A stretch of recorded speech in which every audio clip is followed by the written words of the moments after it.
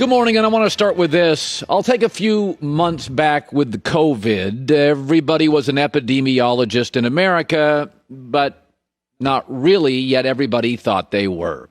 That's the America we live in now, where everybody gets a strong opinion, except if you don't agree with it. Back in the 60s and 70s, we had some remarkable athletes, and they had big, strong political opinions. There were death threats for having those. Muhammad Ali, Bill Russell, then Lou Alcindor, now Kareem Abdul-Jabbar, Jim Brown. They were the biggest stars in sports. They weren't backups, casual players, guys that barely made it. They were the biggest stars in the 60s and 70s, and they put themselves out there. Go look at what they talked about. They were overwhelmingly right, of course, but they got death threats, hate, and pushback for having opinions.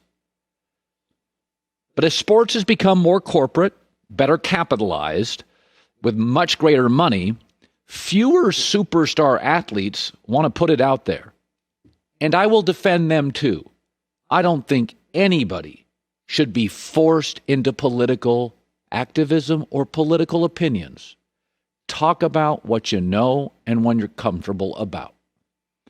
But LeBron James reads about it, learns about it, lives it, and talks about it. And I respect him for that. His resume will be far beyond basketball. 57-year-old Michael Jordan said over the weekend through a press release he was pained and plain angry over George Floyd's death. He called for change, and I don't doubt MJ at all. But he's 57. Would he have done that at 27? 37. LeBron James was all over Instagram this weekend, all over social media, willing to make people uncomfortable. You know, it's funny about that. We all get opinions on this stuff, right? Except for the athletes. We want them to just stick to sports. But LeBron James has been different very early. His resume will be very deep. The first or second greatest basketball player ever, willing to allow stars to be mobile, often hyper-aggressively mobile. We run the league, not the owners and GMs. And now his political activism. You know, with all these stances, what does it tell you about where we are in America today? When LeBron James, one of the most thoughtful, giving, and caring athletes, is viewed by many as controversial. Really? LeBron 8 years ago talked about Trayvon Martin. Some of us were surprised. He was outspoken publicly with all he had to lose. This weekend, again, he talked about racial injustice. But we expected it. He was right then, and he's right now. LeBron has always been more than just an athlete. And he is now a gateway for other star athletes if they feel comfortable to talk about it. This weekend, I watched Los Angeles TV, so I'll just speak to that. Tip of the cap to the reporters and photographers who are now too often, in many cities, the enemy of the public? No, not really at all. They did remarkable work. And let's not get it twisted. 99% of the people I saw in Los Angeles were loud and right and protesting. And then 1%, maybe less, were looting. I can't defend that. I do not believe blowing up, burning down, and smashing the windows of a family that owns one small business and barely got through COVID paying their bills. I can't justify knocking down their business. I can't. But again, 99% of the people in Los Angeles were peacefully protesting. Pained, loud, and nothing more. Don't let the images fool you.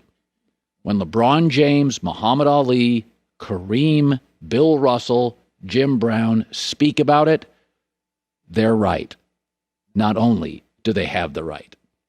You know, it's interesting when you cover sports for a living. And I talked about a second ago how it's very well capitalized. There's a lot of money in sports. And one thing fans love, they love inside access, insider account, the podcast. I see my numbers. You have this thing you get into, your Instagram and your Twitter and your platforms. And we like it. We want more and more and more of these social platforms and these columns and these podcasts from athletes. But when you go and download the podcast or go to the Instagram and go to the tweets of athletes, you find, oh, wait, they're just like us. Some have strong opinions on things outside of their job. I am wholly unqualified, completely, utterly unqualified to talk about racial injustice. But I care about it, and I see things that bother me, and I also see people that deserve to be elevated because they're so thoughtful and so mindful. Kareem Abdul-Jabbar has been one of those athletes for years.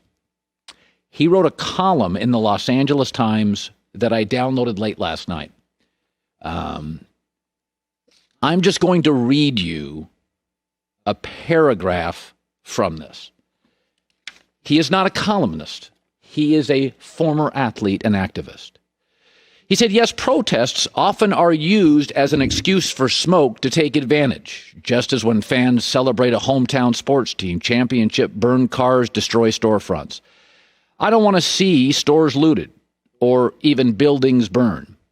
But African Americans have been living in a burning building for many years, choking on the smoke as the flames burn closer and closer.